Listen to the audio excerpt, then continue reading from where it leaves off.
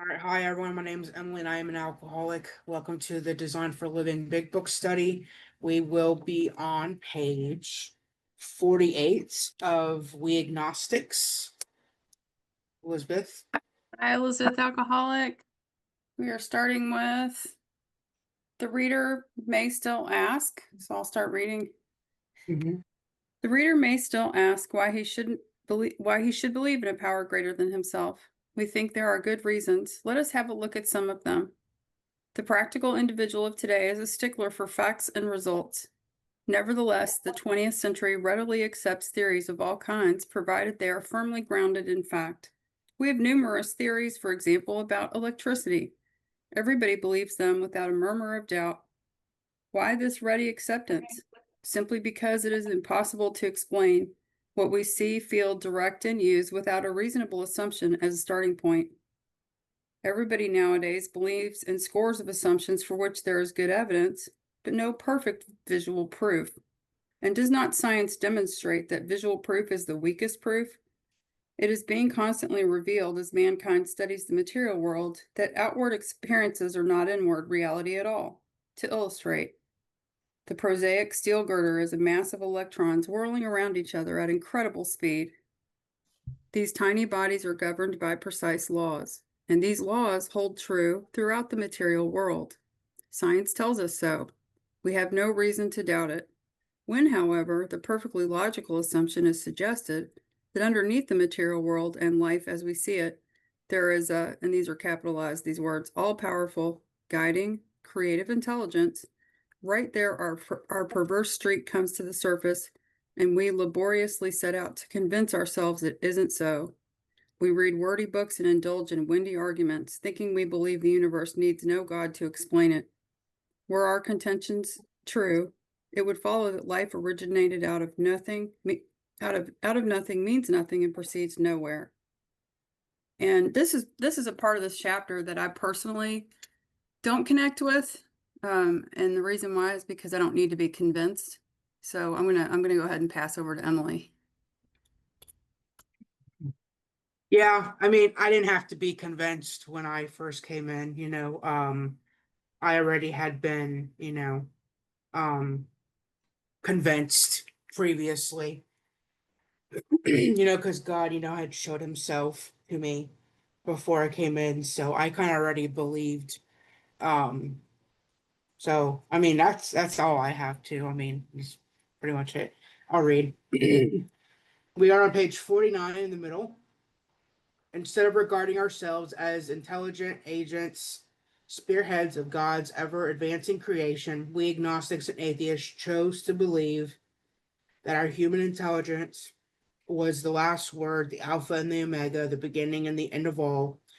Rather vain of us, wasn't it? Who have traveled this dubious path, beg of you to lay aside prejudice, even against organized religion. We have learned that whatever the human fatalities of various faiths may be, those faiths have given purpose and direction to millions.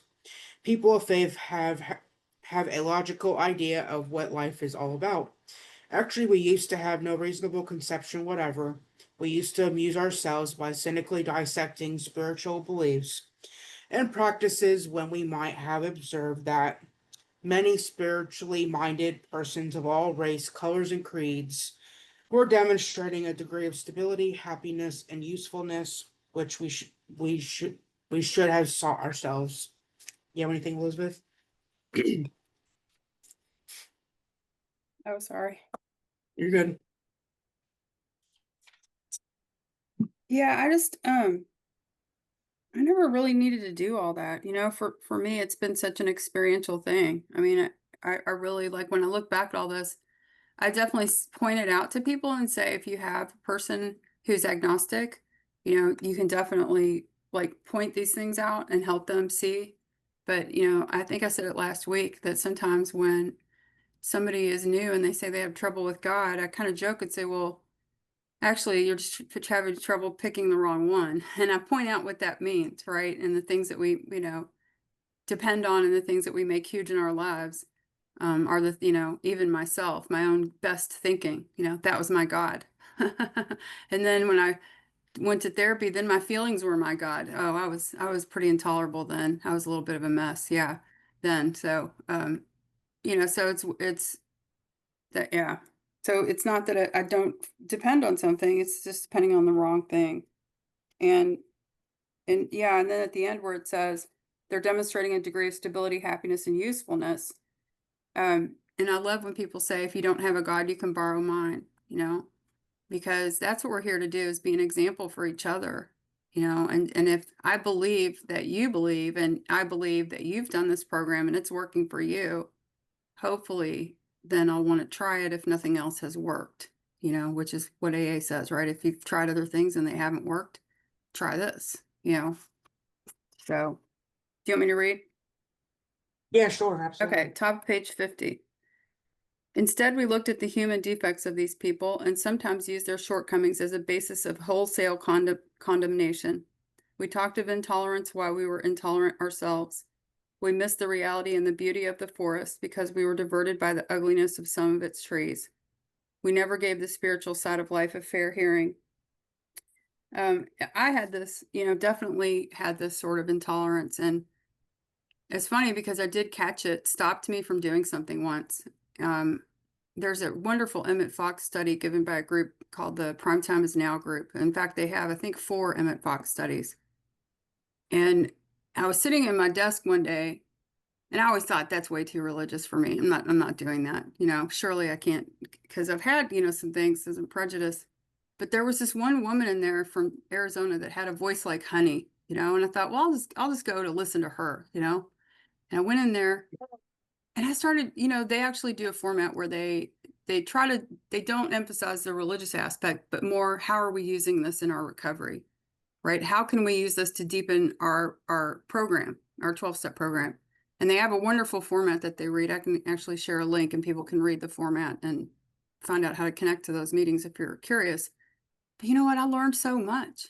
I mean, it really helped me in some places, especially, and so, I'm one of those that has to learn by example. I have to try something and say, oh, well, this does work. And this is pretty cool. This isn't like I thought. And I'm glad I did. Go ahead. I just like this last sentence.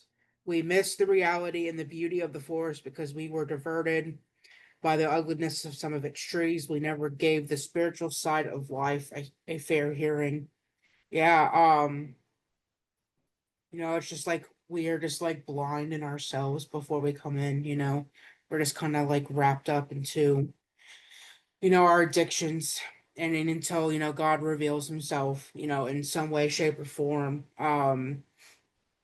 It's like we have like a beautiful like opening, of our lives, and that's just kind of how God, reveals himself through us and through other people in the program and sitting in meetings and all of that. So that's all I had for that, but I'll read around the middle or the middle second paragraph of page 50. In our personal stories, you will find a wide variation in the way each teller approaches and conceives the power which is greater than himself. Whether we agree with a particular approach or conception seems, sorry, I lost my spot, to make little difference. Experience has taught us that these are matters about which, for our purpose, we need not be worried. They are questions for each individual to settle for himself. You have anything, Elizabeth? Yeah, I do on that one, for sure. This is, my sponsor emphasized to me, and she comes from the Fellowship of the Spirit out of Colorado. And she said, the whole point of this is to develop a relationship with the God of your understanding. And it doesn't matter, necessarily to me, it hasn't mattered what it is as much as how am I using it in my life? Dr. Bob had beliefs, he was he was definitely a religious man, but he wasn't taking the actions. He wasn't using it to be reliant on a higher power. And I've seen that with so many people. They're like, oh, yeah, yeah, yeah. I'm like, okay, well, how much do you use it in your life, though? How much do you turn to your higher power all day, instead of to yourself or, your best thinking or anything else at this point? So, You know, I really like that part, but it also says on page 20, I forget, it's in the 20s, but it's about that all in the personal stories, each one tells in his own language and from his own point of view how he established his relationship with God. You know, and mine came much later than just when I first got here. When I first got here, I didn't need the spiritual solution as much as some people because you know, I got here early. And it wasn't until later that I was brought to my knees by another situation in my life where I was looking for help and getting a sponsor that told me what to do. Because before that, I picked sponsors that didn't tell me what to do. And I got this. I was in my 20s, you know, and I was running my, and I didn't know any better. I didn't know I was doing anything wrong. I kind of missed the whole thing until I really needed that guidance and that help and learn what the 12-step program was all about, you know. And I share that in my story. I share what it was that happened. So, all right. Let's see. On one proposition, however, these men and women are strikingly agreed. Every one of them has gained access to and believes in a power greater than himself. This power has in each case accomplished the miraculous, the humanly impossible. As a celebrated American statesman put it, let's look at the record. Yeah, the transformations that I've seen over time just really blow my mind. I really, um, I'm sorry. Gained access to and believes in. I don't know what it is that helps me, but when I turn away from Elizabeth's plans and designs and I turn towards something, you know, and I love to think about the top of 63, which we haven't gotten to yet, but we will soon. I keep myself parked there. That's where I stay. I stay there all the time. You know, he provided what we needed as long as we stayed close to him and performed his work well. Well, I may not exactly know who he is, but he shows up in other ways. He shows up in, you know, today we had a woman who was going to quit AA, and I felt inspired to say something to her, basically to say, I hope you don't have to suffer and find out why, you know, I know there's a reason you originally came here. I don't know if that reason has changed, but I know the disease doesn't change. It only gets worse. And I hope you don't have to suffer to find that out and learn that lesson. And apparently that hit her and she decided to, you know, come back. And I mean, that's the miracle every day. It's like, I don't know what made me say that to her. I said it in a, I don't know. I'm not always good at that. I can be combative. I can hurt people when I tell them the truth about this stuff, you know, but somehow I said it in a way that made her not run away or, you know, block me or anything. And, you know, and that's where I see God show up, you know, and I yeah, it's just so I don't see God, but I see the evidence of God. You know, I have had messages that felt like downloads. You know, I've shared about those many times when I've spoken. Those crazy experiences where you call your friend that's into astrology and say, "Did this really just happen to me?" You know, I've definitely had those too. But it doesn't happen every day. You know, it's more in the evidence of it. You know, this beautiful connection that we have. That I went to a meeting last night and someone his partner had kicked him out. You know, he's suffering the consequences of his drinking. Well, guess what? We have a guy in our meeting in my home group who's going through the same thing. I asked if I could share his number, and he said yes. So I've now got those two connected. Like that's what this thing's all about, right? It's beautiful. And it's because I'm not thinking about me or worried or so consumed with myself that I can't see these opportunities around me to do good and be useful and be helpful to others, you know, be present. It's just beautiful. Anyway, do you want me to keep reading or do you want to talk on that? Or do you want to read? Um, I'll share real fast. Okay. I kind of like these two paragraphs because, when I first went through this, my sponsor was just like, well, if you can't identify, which I could, she was just like, read all the personal stories and see if you can relate in any way, shape, or form. I love the personal stories. I have read all of them. Um, and I definitely can relate one way, shape, or form, whether I was born in the 40s or not. We all have one thing in common. We all have alcoholism or drug addiction or whatever, but we all come to believe that one conception of a god saved us and brought us into this program. um it just it says right here, experience has taught us that there are matters about which for our purpose we need not be worried. yeah, if we depend on God, he he will reassure us that we don't have to, worry about, drinking and drugging and going back, because as long as we rely on him and do his work, and do what the 12 steps say, then we don't have to worry about, going back out. And then here in the other paragraph, it says this power has in each accomplished the miraculous and humanly impossible. We're not able to stop this on our own. We had to depend on something, greater than ourselves, and that's why we have sponsors. Because if I didn't believe, then my sponsor believed, and as long as I believed and I was willing to believe, then I know it works, because she went through the same thing I did previously. Working her steps and depending upon a power greater than herself, and then working with her sponsor and all that. So it's just evidence that it does work, and there's people before us that went through the same thing. So as long as I believe, then it does work if we are willing, so I that's all like I had. this. Yeah, go Okay. ahead. Okay, I love this. I have a lot of underlines on this next one. So we're near the bottom of page 50. Here are thousands of men and women, worldly indeed. They flatly declare that since they have come to believe in a power greater than themselves, to take a certain attitude toward that power, and to do certain simple things, there has been a revolutionary change in their way of living and thinking. In the face of collapse and despair, in the face of the total failure of their human resources, they found that a new power, peace, happiness, and sense of direction flowed into them.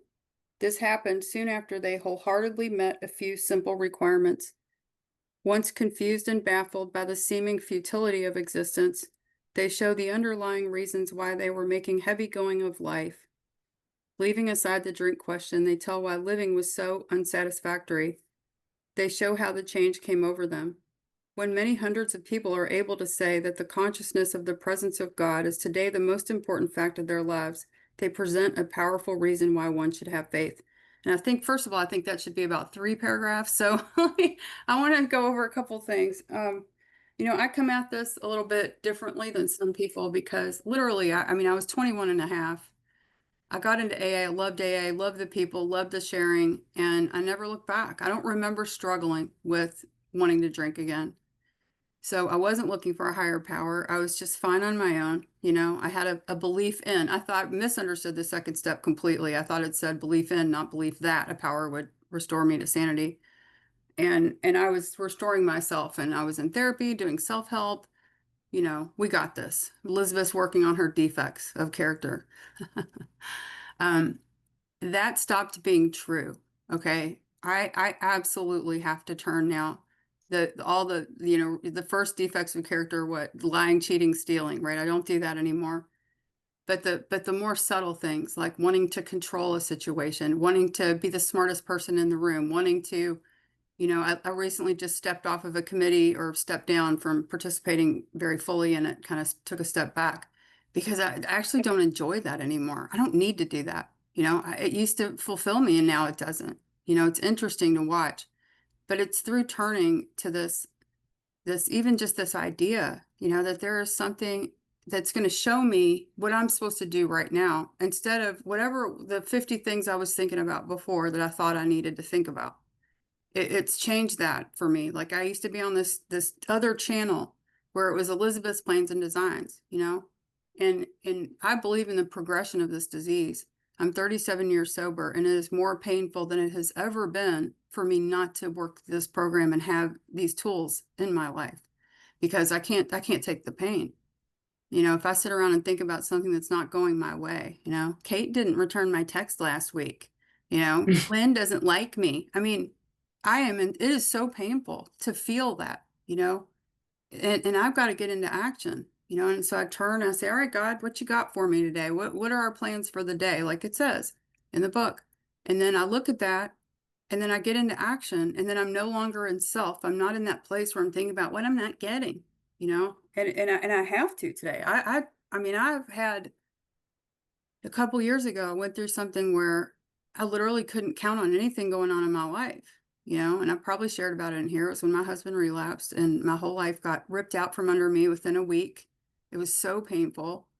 And I looked around and it was like if I was relying on anything that I could count on in my life before that, now that was gone. I didn't know what was going to happen, and it was turmoil for a while. It was a good, long, sustained, Elizabeth doesn't know what's coming next kind of thing. And it taught me not to depend on my circumstances to make to, my well-being could not depend on my circumstances anymore. If it was before, if there were any remnants of that, it took me away from that. And I learned that I had to turn to a higher power and say, okay, God, what now? And then the next hour, what now? Okay, now what? What? And luckily I had a lot of sponsees at the time. I was very active in AA service and I had a lot of that. Now what? I had some actions I could take. Thank God, you know, because I needed them and I needed to be in the middle to get through that. And I experienced that. So when it says revolutionary change in their way of living and thinking, I'm a doer. I'm a problem solver. I'm going to run around. I'm going to solve all your problems. I'm going to solve mine. I'm going to solve Emily's, you know. But so the revolutionary change for me was where it says in the book, we relax and take it easy. We don't struggle. We wait for the right answers from my higher power. When I don't know what to do, I do nothing. When it's not clear, and that was so uncomfortable when I started doing it, just like when I got sober, living sober, dancing, going and dancing to live music. Oh my God. When I stopped answering all the questions, filling in all the blanks, being the doer, being the problem solver, being the person who answered everything, it was very uncomfortable to let things be. I grew up in chaos. So letting things be, you didn't know what was going to happen. So that revolutionary change. And then I started to have an experience where I'm present in each moment. We're on page 50, the bottom of 50 and the top of 51. When I'm able to be present in each moment now because I'm not thinking about the 50 things I think I have to solve. It's changed my life. And that's only been in the past few years, learning how to use this all the time, all day, every day. Finding out why I needed to. If I don't know why I need to do this, I'm not doing it. It's not gonna, I'm not. I'm gonna be watching Netflix and eating sugar or something. I don't know, something, something else. So I'm so grateful, like, that some of the, not, I'm not grateful for what happened in 2022. And by the way, he's sober and we're back to, yeah, that's all good now. But um, I'm grateful for what it taught me, because it really taught me how to use this program in my life. And let's see. Yeah, and showing the underlying reasons why they were making heavy going of life, the futility of existence. I love heavy going of life to me means that I'm walking around thinking about my problems, that my brain wants to focus on problems. My brain wants to, I can have a beautiful day and then my brain is scanning, looking for what's the thing I got to worry about or solve, right? And when I do that, it makes my life heavy. I get anxiety, I get depression, I get, dis-ease, and I'm suffering. And I can look at all that now and laugh and go, look what I'm doing. Oh my God, I just had a beautiful day. It happened to me last year. I had this amazing family experience with a whole bunch of people in my extended family. And I want to focus on the one thing that isn't going the way that I want. And I caught myself doing it. And I started laughing. I was like, what are you doing? You just had the best day, you know? And then what do? I get into action. I go call somebody in AA and tell them what's going on. And then we both can laugh at the disease.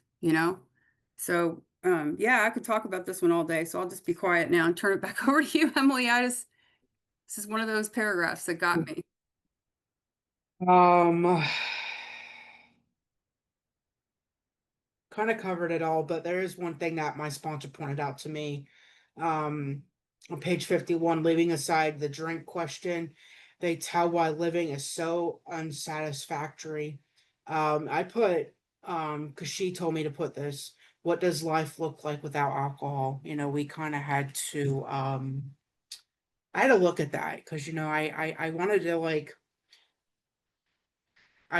to like justify. I was trying to think of the right word. The reasons why I needed to stop drinking and why it was important that I stay sober, even hitting 5 years. I'm just why do I need to keep doing this? Is it worth it? do I need to go to all these meetings and sponsor other people and pick up all these service commitments and do all that? But just in reality, I have to look back of what my life was before, when I first came into the program, and it's like, do I want to go back to that other life? And I'm just like, no, absolutely not, because I was absolutely miserable and I didn't have anything when I first came in. So, now I have a job, I have my car paid off, I have sponsees, I have a sponsor now that I can call and tell her anything if I need to, I have a beautiful life today. And like, why would I give that up just because, I may or may not want to have a drink, or something like that. But like, that's just kind of what that reminded me of, because it's like, why would I give all this up for a silly drink, and then I just be absolutely miserable. So she kind of said it all, but that's kind of what I got from that. I'll read the paragraph. We're on 51 in the middle. This world of ours has made more material progress in the last century than all the millenniums which went before. Almost everyone knows the reason. Students of ancient history tells us that the intellect of men in those days was equal to the best of today. Yet in ancient times, material progress was painfully slow. The spirit of modern science, inquiry, research, and invention was almost unknown. In the realm of the material, men's minds were fettered by superstition, tradition, and all sorts of fixed ideas. Some of the contemporaries of Columbus thought around Earth preposterous. Others came near, putting Galileo to death for his astronomical heresies. I'll read the other one. We asked ourselves this: Are we? Sorry, are not some of us just as biased and unreasonable about the realm of the spirit as we were the ancients about the realm of the material? Even in the present centuries, American newspapers were afraid to print an account of the Wright brothers' first successful flight at Kitty Hawk. Had not all efforts at flight failed first? Did not Professor Langley's flying machine go to the bottom of the Potomac River? Was it not true that the best mathematical minds had proved man could fly today? Had not people said God had reserved this privilege to birds? Only 30 years later, the conquest of the air was almost an old story, and airplane travel was in full swing. Go ahead, Elizabeth. Oh, I think we can do the next one and then talk about it. Let's do that. Okay. All right. But in most fields, our generation has witnessed complete liberation of our thinking. Show any longshore men a Sunday supplement describing a proposal to explore the moon by means of a rocket, and he will say, I bet they do it. Maybe not so long either. Is not our age characterized by the ease with which we discard old ideas for new, but the complete readiness with which we throw away the theory or gadget which does not work for something new which does? Yeah, one thing I like about this, again, not needing to be convinced, but I really do appreciate when I think about when people struggle, sometimes I say, all right, have you done a thorough step one? Have you looked at your way of life? Is it working? That's what it's pointing out here. It's saying that, they're improving. There are ways that technology has now given us new ways of doing things. So if I can honestly look at how the old way wasn't working, and for me, for a long time, it was working enough of the time that I could be in denial. So you couldn't tell me anything. Um, but I like how it's pointing that out. This is a better way. Give it a chance. Your way clearly has gotten you here. You're here, right?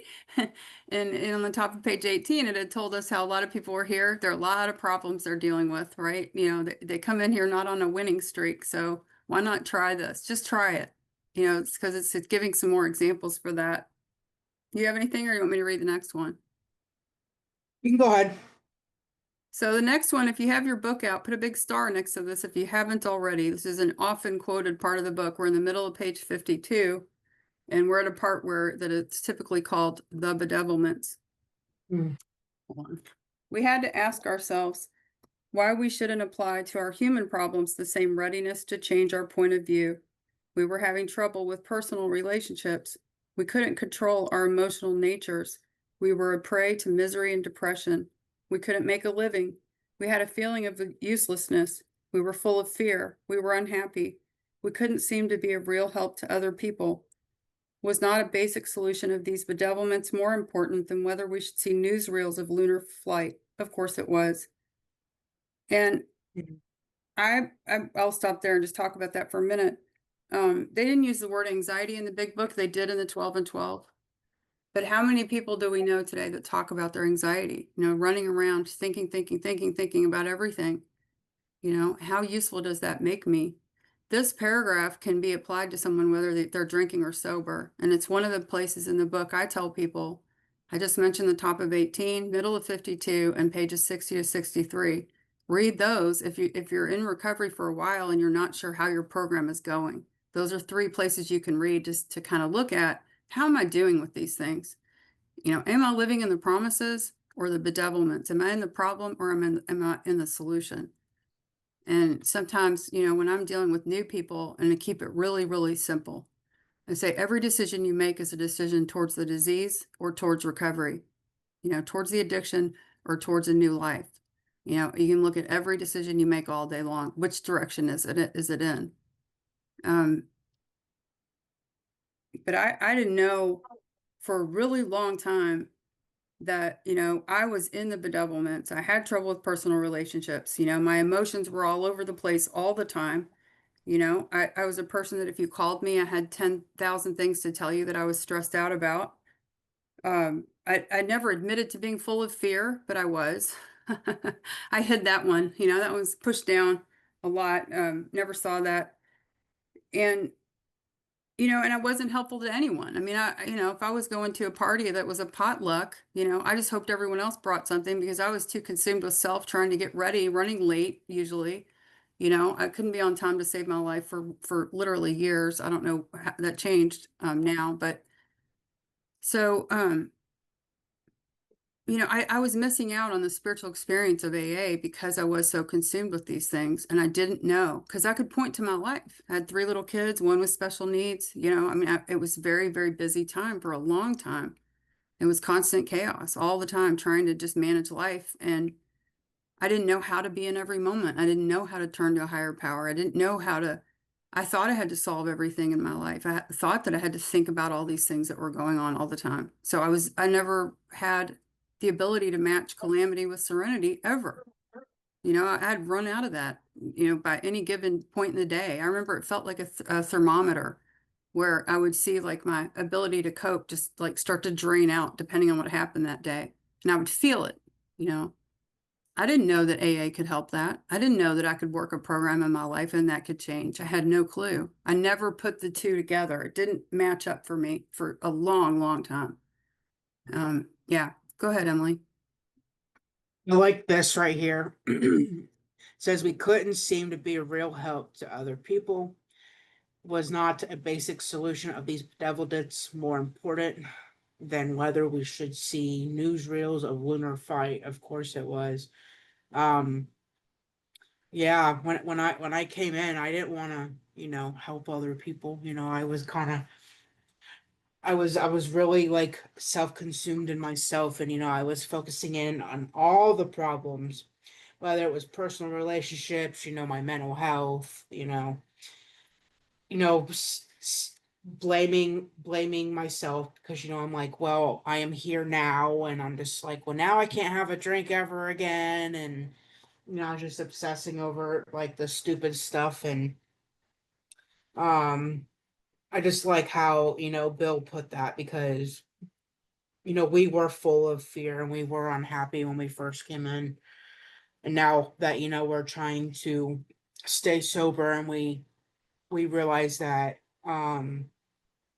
we need to find that peace and comfort. And when we get to that point where we actually have emotional sobriety, that's like it's a great thing that we need to pass along, to sponsees and share our story and, give newcomers hope for sure because, they don't see that when they first come in. They're all worried about their problems and, all that stuff. But I really do like that because it puts me back to when I first came in. And, today I'm actually able to look back and see how I have changed and how I'm not like that person anymore. And, I'm able to help other people, look at that and see where they have grown also, sponsoring other people and, all that stuff. So that's all I have for that. You want me to read? Yes. All right. We are on 52 at the bottom page. When we saw others solve their problems by a simple reliance upon the spirit of the universe, we had to stop doubting the power of God. Our ideas did not work, but the God idea did. The Wright brothers' almost childish faith that they could build a machine which would fly was the mainspring of their accomplishment. Without that, nothing could have happened. We agnostics and atheists were sticking to the idea that self-sufficiency would solve our problems. When others showed us that God's sufficiency worked with them, we began to feel like those who had insisted the rights would never fly. Yeah, I like that sentence. It says our ideas did not work, but the God idea did. My ideas never worked. They always failed. And it's through self that I was not able to do anything successfully. Whether it was relationships, keeping a job, you know, um, driving, not drunk. Um, but once God had got it in the picture, anything is possible in my life. And we just have to have faith that if we put, God first, then, our sobriety is able to be successful and our life can be better than we can ever, have imagined. So that's all I have for that.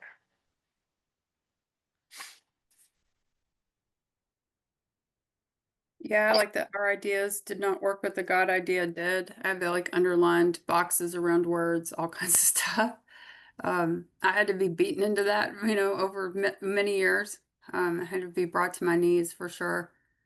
I have a 14-year story about that and about meeting my sponsor that took me through the book slowly and with lots of writing. I had to see that my ideas weren't working. And my sponsor is one of those people that she kept sending me back to the work. I have some funny stories where I would call her, need to talk about what was going on in my life, my breakup and my, the chaos and things. And one time she said, "Hey, why don't you go call Michelle and ask her how she's doing?" And I said, "But I need to talk about me." And she said, "No, you don't." And then hung up on me, click. And, and it was stuff like that. I mean, God love her. Like, thank God we had a good, she made a lot of time for me, but she just kept showing me that, I need to go back to the work and not sit in my plans and designs and not sit around thinking about me. And then I saw that it worked, and I'm so glad she stayed so solid through, when I think about the first few months of us starting to work together. And I was a wreck. I mean, I was going through a breakup, actually tried to break up with the person several times and kept going back. And um, and she got me busy. I mean, she was one of those it was an in-person and she had a lot of sponsees. So it was like, okay, Sunday we're gonna go down to Portland for Pam's birthday, and then Wednesday we're going to dinner. She just had she had me, it was perfect for me at the time. Just had me really busy and active in the fellowship and in the steps and everything. Got me into service and all that stuff. So Mm. let's see, where are we on time? Well, we're almost there. Let's see.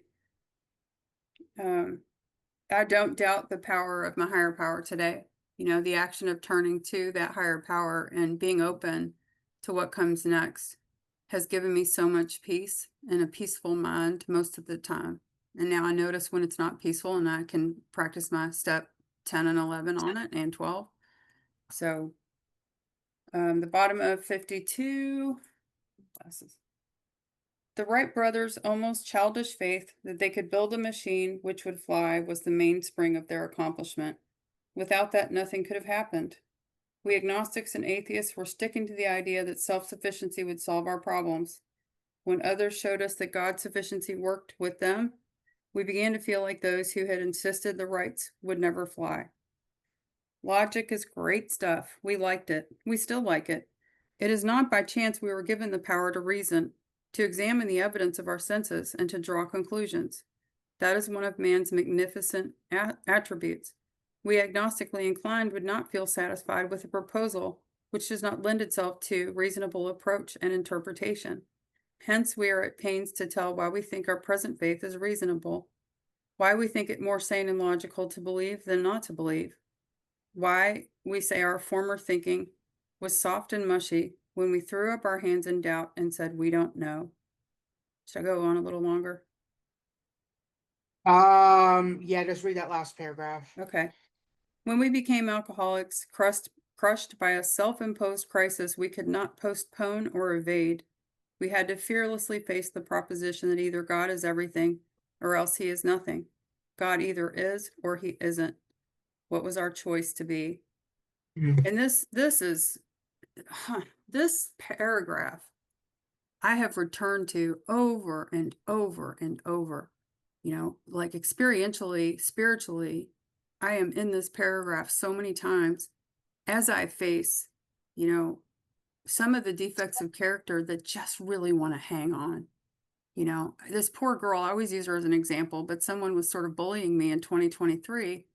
And I was in a group with her and I needed to be nice to her. And I didn't want to be nice to her. The ego part of me did not want to, I wanted her to just disappear. Please go away. I don't want to, I don't want to be nice to you. And I would seek guidance from others, you know, how do I deal with this? This is triggering me, you know, it's I was bullied as a child, you know, all this stuff. And I want to do better and I want to give this person a better experience, but there's, you know, everything inside me is screaming that I don't want to, right? And this paragraph is about so much humility for me. You know, I'm not God. I don't have the power to change that part of me. I can't force that part of me to say, hey, you need to be nice to this woman and you need to really feel it and you need to be genuine about it and not just, you know, you can get into reading about Dr. Harry Tiebout talks about compliance versus surrender. Compliance is us Mhm. just going through the motions, but not really meaning it. You know, we talk about fake it till you make it. Some people don't believe in that, some do. I sometimes find that I have an experience that changes me when I try to do the actions and try to be nice to somebody. And then a lot of times really cool stuff happens, you know, and then I'm like, oh, wow, okay, that was good. But, you know, I've got people that I work with that have really intense challenges in their lives. And we have to talk about this paragraph a lot. You know, my life isn't mine anymore. I made a decision. You know, I'm making a decision that life run by Elizabeth didn't work. It led me to drinking. It led me to a deadly disease that could kill me. You know, I drove in blackouts. Now I can't see at night to drive. I would probably be gone fast if I drank again. I don't want to go back to that. And I believe wholeheartedly that this program works. I believe it often asks me to do things and believe things and move forward. And you know, I don't always like what happens. You know, I've been really mad at God before and said, what the heck is going on? You know, you didn't check with me on this. I've laughed. You know, I've gone through so much pain and I've laughed. I'm like, really? I don't have anything to use. I can't use anything anymore to get through this, really? You know, and been really frustrated and just kind of like, wow, this sucks. You know, I've gone through just gut-wrenching, horrible experiences before. And I think about this statement, you know, God, I went through, you know, I already mentioned it. I can look back at the year that my husband and I were apart and look at today.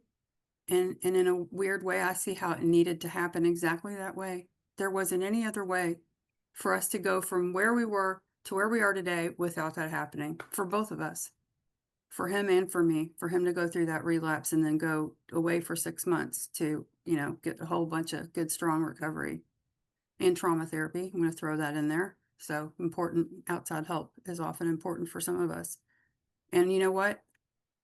Um, God is everything or else he's nothing. And the other thing about that statement is it's a choice.